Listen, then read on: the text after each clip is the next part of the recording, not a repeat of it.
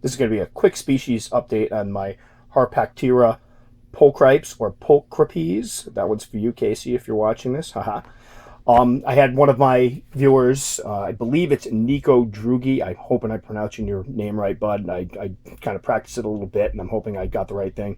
If not, feel free to correct me in the comments. But he was saying that he was thinking about getting the species and wanted to know more information on it. And I've talked to several people who, because of the price, these guys can be very expensive, you know, a couple $100 for slings. They're trying to get as much information as possible before pulling the trigger and picking up something that they don't know how to care for, which is great. It's good that people are doing their research and trying to find out about these.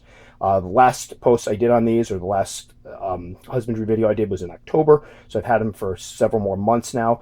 And I will admit, when I bought these, it was mostly because I do love baboon species, and I did love the coloration of these. That golden orange with the blue legs was just fantastic. I'm going to pull this up so you can see my female.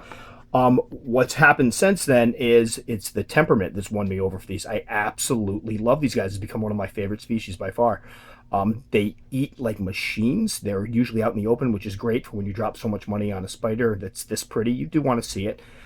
They've been rather, knock on wood, laid back so far. Obviously, temperament can always change with a molt or with size, but so far, the worst case scenario, they're a little bit skittish. My sling, which I'll show in a minute, will sometimes bolt to its enclosure if disturbed, I mean to its den, but more often than not, it's just sitting right out in the open chilling. There she is, or he is. These guys, again, are growing fast. I got the sling back, and I want to say, late July, August. I think it was late August, actually. And since then, she's molted 3 times, eats like a machine, puts on size, molts, no issues. I am keeping these dry now. Originally, I had a corner wet just in case because I was having a hard time finding information on them. But I found they ignore the wet corner. I'm going to go ahead and drop a cricket in with this one.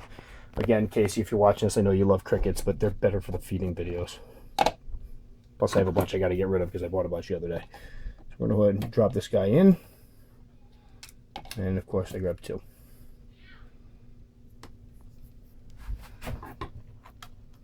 Done. I'll move the cover. These things never miss. There it is right there. She's eating. I've yet to have one refuse a meal except when in pre-molt.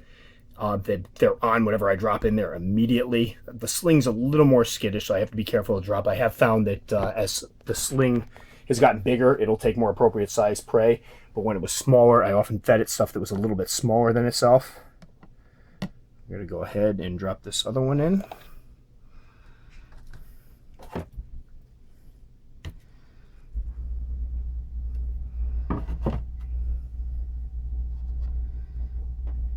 Let's see if this cricket moves.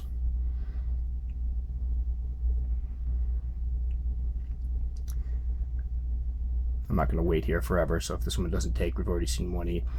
Oh, boom. There you go. I have noticed these guys have this neat little defensive thing they do, where if they get startled, they flatten themselves completely to the ground. I haven't seen anything else do it. I'm sure there's other spiders that do it, but this is the first one I've seen do this behavior consistently. If you watch the end of my last husbandry video, and I'll post a link to it, you can see the female do it just at the tail end of the video.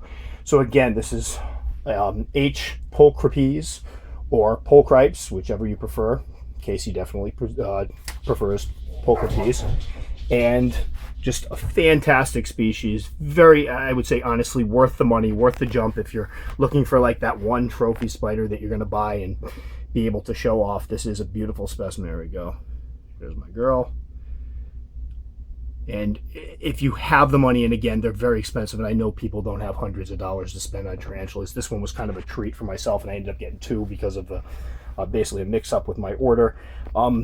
If you can afford it, though, it is a fantastic tarantula. If not, just wait. They'll eventually go down. More and more people are breeding them, and they'll come down to reasonable prices, and then you can pick a couple up.